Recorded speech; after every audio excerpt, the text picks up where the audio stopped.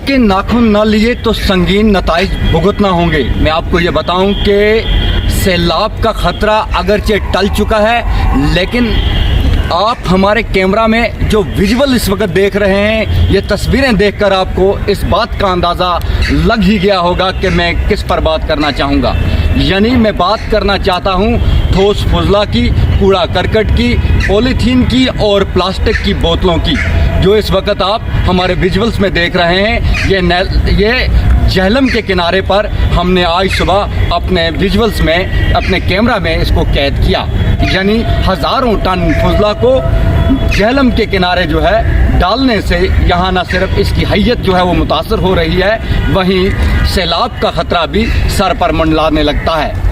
कल अगरचे मामूली बारिशें हुई और सैलाब के ख़तरे ने घंटी बजा दी, लेकिन अब हालात ऐसे हैं कि झेलम में पानी की सतह कम हुई है, लेकिन ख़तरा बरकरार इसलिए है कि यहाँ मामूली बारिशें होने के साथ ही यहाँ पर बारिशें के साथ सैलाबी ख़तरा जो है वो भी मंडलाने लगता है। मैं यहीं शहर श्रीनगर का रहने वाला हूँ। पिछले 3-4 दिनों से बड़ी मौसम में बारिश आ रही थी, जिससे पब्लिक को भी बहुत प्रॉब्लम हो गई और हम लोगों को भी सैलाब का ख़तरा सुनकर रूह कांपने लगती है।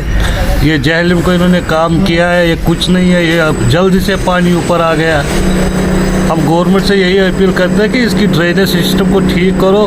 कोचे, नाले, नदियाँ सब कुछ पानी पानी हो गया। इधर डर का माहौल सा रह गया। इधर सारे जैसे कि आबी गुजर में, मायसूमा में, माजूर नगर में, बहुत से इलाकों में डर का माहौल सा रह गया है। रात भर जागते रहे हम, कब सामान ऊपर चढ़ाना है, निकालना है। मामूली बारिशें हो तो यहाँ सैलाब का ख़तरा जो है वो बढ़ जाता है। ये इसलिए क्योंकि नदी नालों में सफाई का फुकदान है और यहाँ पर जो कूड़ा करकट जो है वो डाला जाता है। ठोस फिजला जो लोगों के घरों, सरकारी इमारतों, अस्पतालों से निकलता है, उसे झेलम और दिगर नदी नालों की नज़र किया जाता है। मैं आपको ये बताऊं कि मौसमी माहिरीन जो हैं उनका कहना है कि यहाँ की जगराफियाई पोजीशन ऐसी है कि यहाँ मुतवातर बारिशें भी हो सकती हैं और सैलाब के आने का ख़तरा भी बरकरार रह सकता है। ताहम उन्होंने ये भी कहा कि अब बचना इससे तभी मुमकिन है जब हम इसके लिए इज्तिमाई कोशिशें करेंगे। एक तो इसको गंदा नहीं रखना है और दूसरा जंगलात को बचाना है। 2014 का तो हमने देखा था मंजर क्या हुआ था बारिशों से, तो आफ्टर हमने उनसे नहीं सीखा। क्या नहीं सीखा? कहते थे कि हमें ड्रजिंग करने झेलम में, वो तो हो ही नहीं। झेलम में ड्रजिंग नहीं हुई।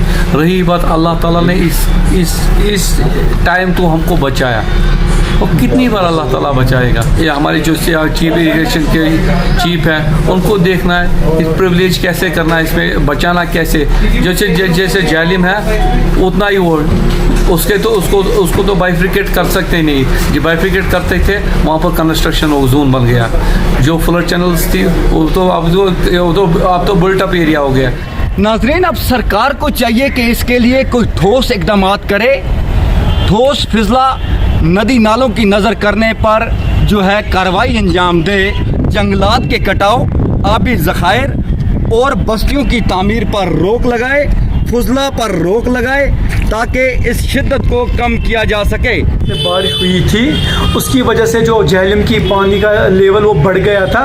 हम चाहते हैं गवर्नमेंट से, हम चाहते हैं कि इसकी ये ड्रजिंग करे और अच्छी तरह ये जो बंड है इनको अच्छी तरह संभाले, इनको अच्छी तरह करे। बाकी जो ये ड्रेनेज सिस्टम है सारा फेल है यहाँ पे। नाजरीन, साल 2014 के बाद सरकार ने बड़े पैमाने पर इक़दाम उठाते हुए झेलम, फ्लड चैनल्स और दिगर नदी नाले जो हैं उनकी ड्रेजिंग का काम शुरू किया और ये दावा किया कि अब पानी की कैपेसिटी जो है इन नालों में उसको बढ़ाया गया है। लेकिन ये पूछा जा सकता है कि मामूली बारिशों से फिर क्यों सैलाब की घंटी बजने लगती है, फिर क्यों सैलाब का ख़तरा मंडलाने लगता है। मैं आपको ये बताऊं कि दूर अफ्तादा इलाकों की अगर मैं बात करूं तो वहाँ पर नदी नाले और नालियाँ जो हैं वो भी गंदगी से भरी हुई हैं। पॉलीथीन, प्लास्टिक, बच्चों के लिए इस्तेमाल होने वाले डायपर इन नदी नालों की नज़र किए जाते हैं और फिर सैलाबी पानी जो होता है, जब भी कभी बारिशें होती हैं तो ये पानी जो है ये बस्तियों की नज़र हो जाता है। अब देखना यह है कि सरकार इस जानब कितना ध्यान देगी। कैमरामैन यासर इरफात के साथ श्रीनगर से इस रिपोर्ट के लिए मैं इशफाक सईद।